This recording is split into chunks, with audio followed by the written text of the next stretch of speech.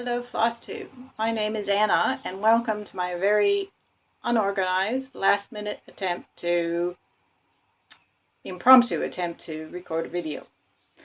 I am sure it will be far from perfect, so bear with me. I have been stitching since I was a kid.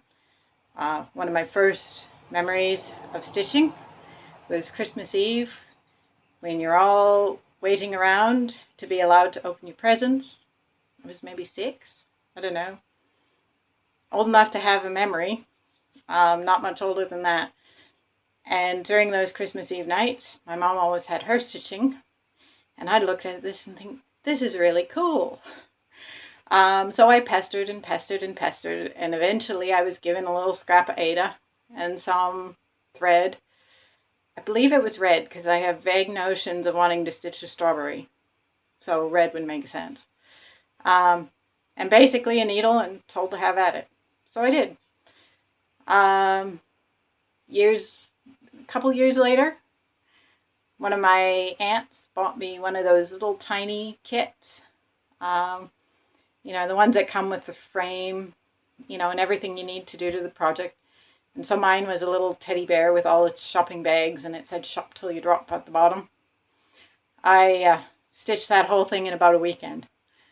And I think at that point, my mom decided, okay, you know, she actually is interested in this and finishes things, and so it kind of spiraled from there. By the time I was old enough to have a job and my own spending money, I was well down the road of buy all the patterns, start a lot of patterns, maybe finish some eventually. So I stitched a lot until kids came along. And at that point, I put it away in preference to crafts and stuff that I could finish faster. I did a lot of scrapbooking, moved into card making, mixed media, acquired a lot of stuff. You can see in the background. None of it's organized very well at the moment. Sorry about the lighting, guys. I tried to block the sun. I think that's what's doing it. But like I said, totally impromptu. And it is what it is. And hopefully I will be able to fix it for another time if I do this again. Anyway, shifted into crafts that didn't take so much time. I got a weird reflection on my glasses. And so I did that for a lot of years. And then about 2 years ago, we were packing up our house in the States, getting ready to move back to Australia. And one of the things we wanted to do before we left the States was to do a big tour around in a caravan, show the kids all the sights, you know, the Statue of Liberty, Yellowstone, you know, the whole shebang. So we all moved into a caravan, all 5 of us, and all these craft supplies were never going to fit in my caravan. So as I'm going through the room trying to figure out what's going to come to Australia and what's going to get rehomed in the US, I came upon all these cross-stitch things that I had started years ago and never finished. And I thought, well, no, that will fit in the camper. So, of course, I went and bought 1 or 2 more kits, too, to take in the camper with me. But, you know, that's just par for the course. But for crafting, we have to buy things. Anyway, so 6 months of traveling around the U.S. in a camper, and I stitched a lot. It was great to occupy all those hours on the road, traveling from one destination to another. I finished at least 2 projects while we were on the road, and several more since.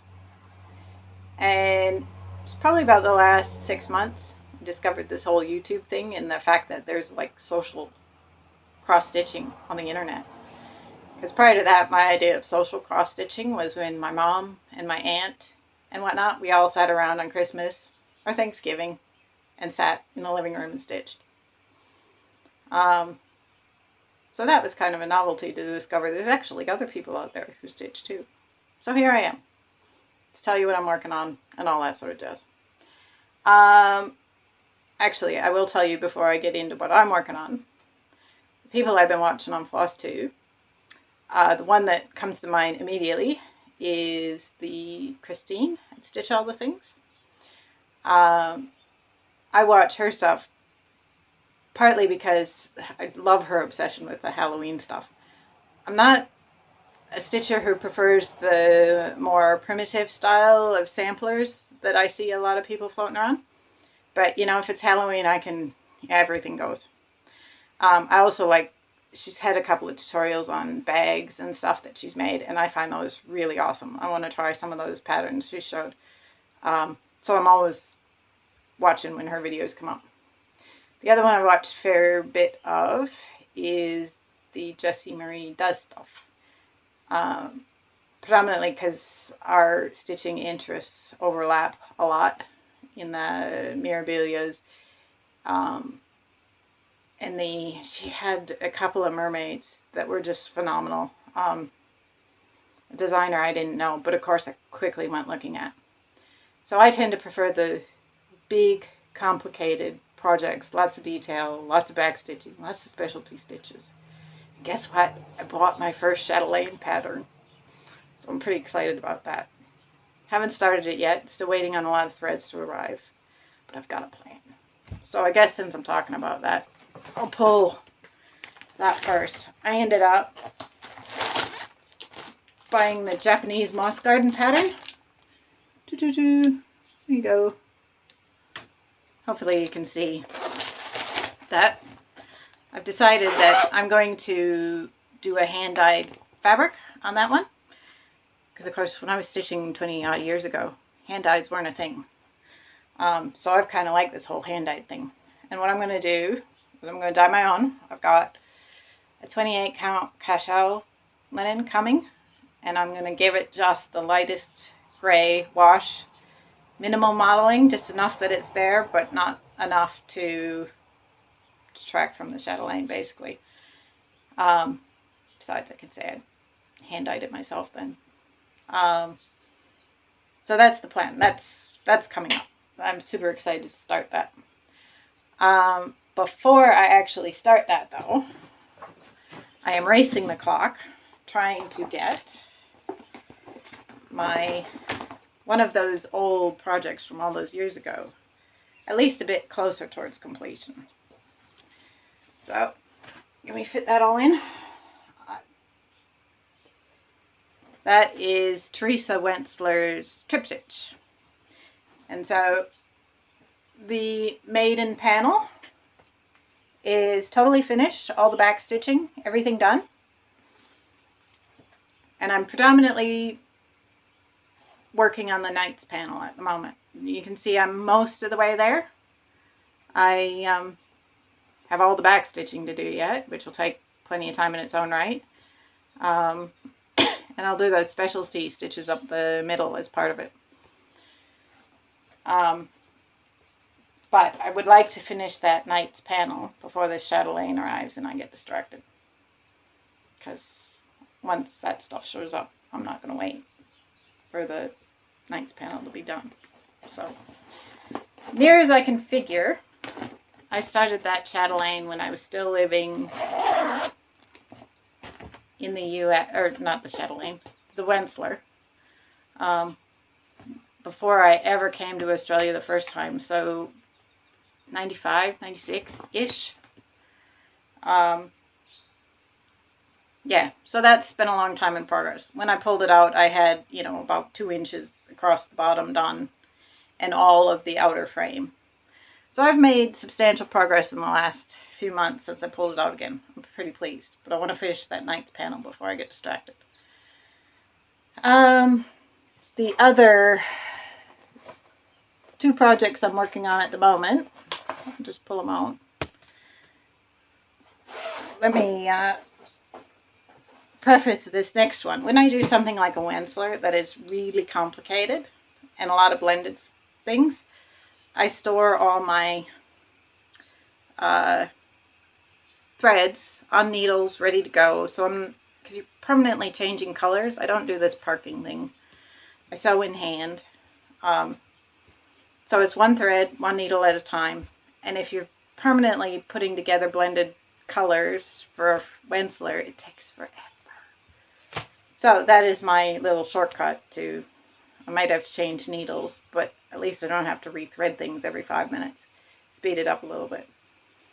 So, but I saw somebody on one of the Facebook groups had kind of a variation on that, where they had taken a bit of fabric and basically quilted it, kind of, and then they'd stitched numbers across the top so that they could write the number on their pattern and then stick their needle in there. And I think what I'll do, well, I'll show you what I've done. I've started prepping my fabric. I'm not entirely sure whether to split this into 2 pieces, but you can see I've stitched numbers, or started to stitch numbers across the top. So each number will get a needle as I'm working. And the whole fabric looks like that. So that was my test dye for the chatelaine. So it's the same gray wash, but then I went kind of hog wild with paints over the top to give it just kind of a grungy texture. And they're metallic-y, sparkly threads, paints, because, you know, why not? Once you start playing with mixed media, you know, glitter, sparkle, throw it all on there, a few stencils. I love the abstract. So once I get all the numbers sewn on, I'll put a bit of scrap quilt batting stuff behind it and a nice backing fabric, bind it all up so it's a more permanent version of this, which is totally falling apart. The only bit is, you can see how I write the symbol on the tape. I like having the symbol there, not just a number. So I'm not entirely sure how I'm going to deal with that. I think at this point I'll probably go real low tech and just have a piece of paper with my needle that's got the symbol, temporarily attach that with my needle probably. And then I have a visual reference of which symbol is there without having to go back to the chart all the time. So that's a shorter work in progress. Then my last major focus at the moment is a totally new start, but one you probably will recognize. So the black work saved the stitches. Prior to discovering Google and the cross-stitch community and whatnot online, I didn't know anything about black work. But I stumbled upon this and I thought, oh, gotta do that one, that's cool. That was about the same time I stumbled upon the fact that people were hand dyeing their own fabrics. So guess what? I hand dyed my own fabric too.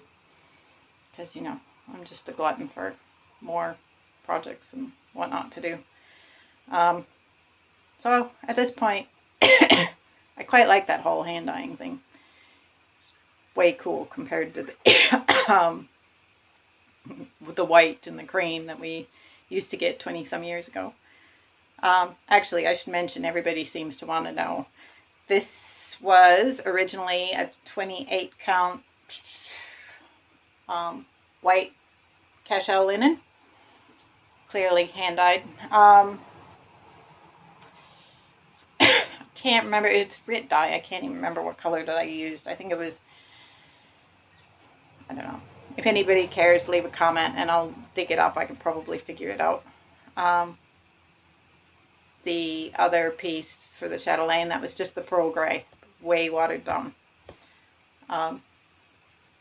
So those are my main focus projects at the moment. I have plenty of others that are still in the bin, still waiting for their time and attention.